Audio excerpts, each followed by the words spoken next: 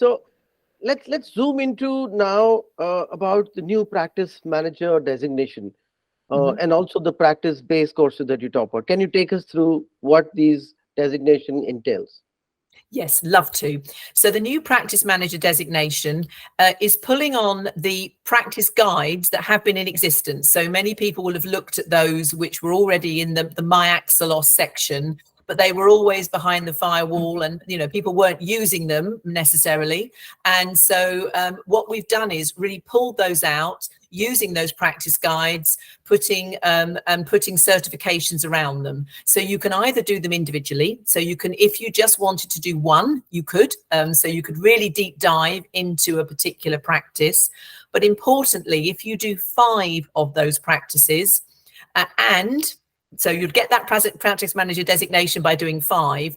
But if you've it also links to the master. So I can come on to perhaps that master designation a bit later, but the practice manager leads you on to one of those stepping stones to the ITIL master as well. So that's what we're doing. It's allowing a real deep dive into those practices. It can be very individual and just doing a small one, or by doing 5, it allows you to actually get that big practice manager designation.